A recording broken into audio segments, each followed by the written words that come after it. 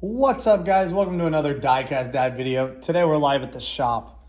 We're talking, is it better to collect loose or carded?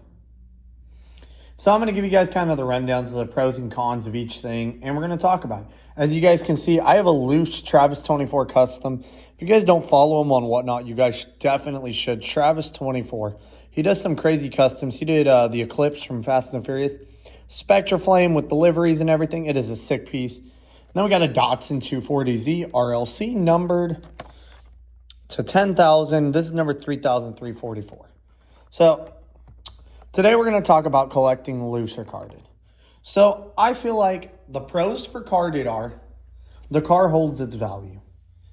Obviously, when you open a car, it's not going to be worth as much as something mint, carded. But some people like to collect cardboard, some people don't. I personally think collecting on the card is a good option, especially for me. I sell a lot of my stuff, so that's something that I do. But I also do collect loose. The cons for collecting carded is the amount of space that carded can take up. So if you have a wall,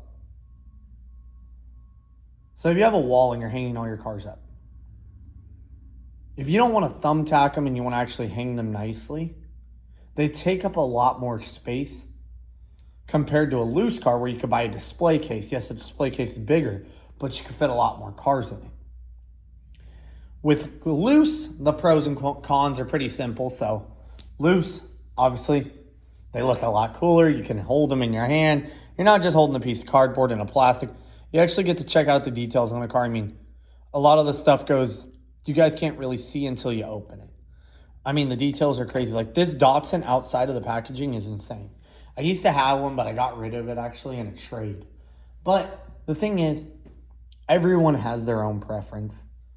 Obviously, with collecting loose, the con is once you crack it open, you're never going to get what you paid for it.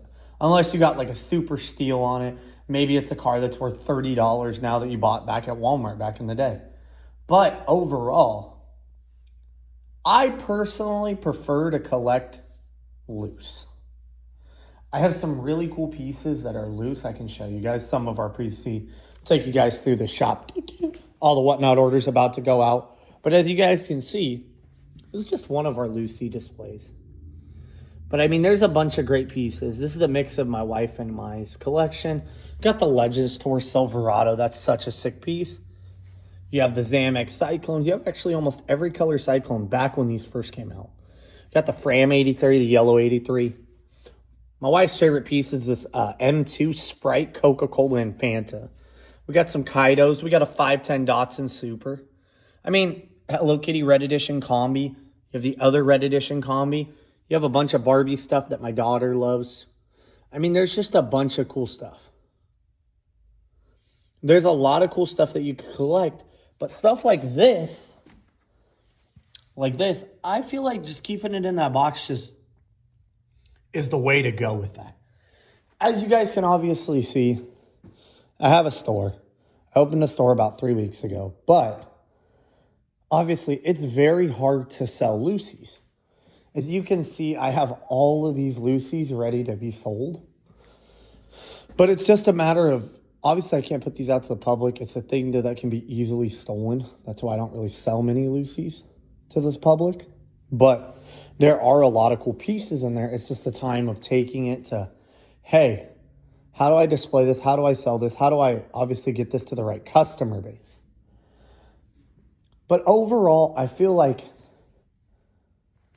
I love like Travis 24's customs are insane. He puts them in these nice little Travis 24 plastic cases and everything. I don't even like putting them in those. I like taking them out, actually looking at them. I mean, the intercooler details, all the stuff that's done to this car is insane. You wouldn't see that when you have it in a plastic case. You wouldn't see that when you have it in a card.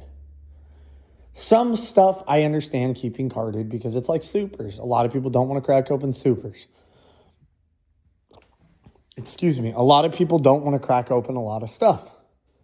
For me personally, I don't mind cracking it open. I feel like there's some crazy people that do crack open like $400, $500, $600 cars, and I just couldn't do it. I think that's where I kind of put my limit on things. If you guys want to right now, if you're still sitting in the video, comment down below.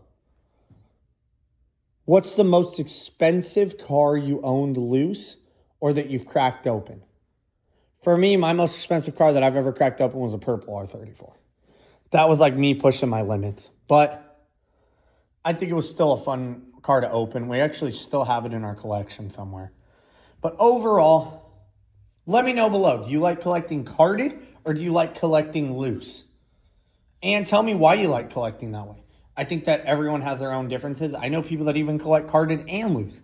I know guys that have one carded, one loose, and that's just how they collect. But overall, thank you guys for hanging out with us today. I thought it was kind of a cool video today. I appreciate you guys stopping in, hanging out with us. As always, make sure you like, subscribe, and comment on the video. It really helps with the algorithm. Also, if you guys aren't on Whatnot yet, go check out Whatnot. DiecastDad99 is my name on there.